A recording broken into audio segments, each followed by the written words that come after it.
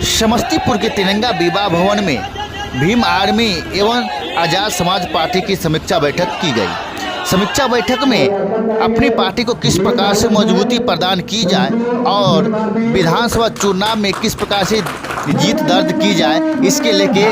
रणनीति बनाई गई। रणनीति में उन्होंने यह स्पष्ट करते हुए कहा कि 2025 में अभी जो चुनाव विधानसभा की होगी उसमें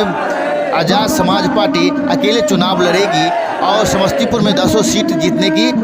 प्रयास रहेगा। अभी हमने कैंडिडेट का चयन भी कर लिया है, लेकिन बताते चलें कि लोकसभा में अमित शाह जी द्वारा बाबा भीमराव अंबेडकर पर टिप्पणी की गई थी। उसके बारे में सवाल किया गया तो उन्होंने क्या कहा वो सुनिए। देखिए, जिस प्रकार का बयान इस देश के गृह मंत्री अमित शाह जी ने सदन के अंदर दिया वो पूरे तरीके से शर्मनाक बयान है। और मैं अमित शाह जी पे बस इतना ही कहूँगा कि बाबा साहब अंबेडकर फैशन का नाम नहीं है,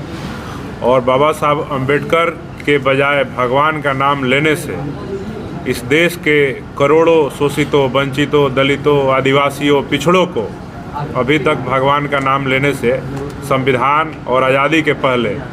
कुछ मिला नहीं था। आज़ादी के पहले अगर दलितों को, शोषितों को, वंचितों को कुछ मिला तो आप सबको पता है कि उनको पानी पीने का भी अधिकार नहीं था, अच्छे कपड़े पहनने का अधिकार नहीं था, शिक्षा प्राप्त करने का अधिकार नहीं था,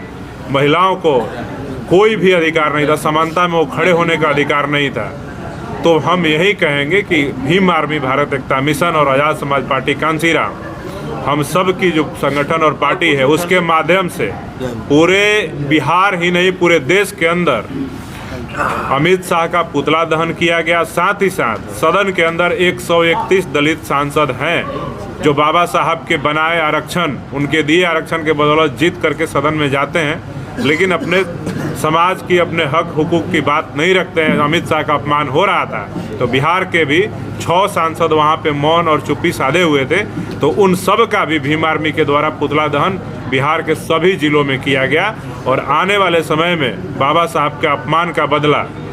बिहार के चुनाव में इस बिहार के आम जो बहुजन समाज के लोग हैं, दलित, पिछड़े, मुस्लिम, धार्मिक अल्पसंख्यकों, तमाम जो लोग जो संविधान और न्याय में विश्वास करते हैं, बाबा साहब डॉक्टर अंबेडकर को अपना सच में भगवान मानते हैं, अमित शाह जी को तो हम यही कहेंगे कि अगर भगवान हमारे हैं तो सच में बाबा साहब अंबेडकर ही हैं, क्योंकि आज़ादी के पहले हमारे पास कोई अधिकार नहीं था। वो अधिकार हमको बाबा साहब ने दिया, न कि किसी काल्पनिक देवी देवता भगवान ने दिया। तो हम सब के लिए भगवान है बाबा साहब डॉक्टर अंबेडकर, और जब जब बाबा साहब डॉक्टर का अपमान किया जाएगा तब तक हम लोग भीम आर्मी के लोग मजबूती के साथ जो भी अपमान करेगा उसका हिसाब चुकता करने के लिए हम सब मजबूती से खड़े हैं। और आने वाले वर्षों में आपको दिखेगा, मैं ज़्यादा बातें नहीं करूंगा, आने वाले 5 वर्षों में दिखेगा कि बाबा साहब के अपमान जिस प्रकार से अमित शाह ने किया है और जिस कुर्सी पे बैठ करके जिस ठसक में वो अपमान कर रहे हैं, उनसे वो कुर्सी भीम आर्मी के लोग छीनने का काम करेंगे।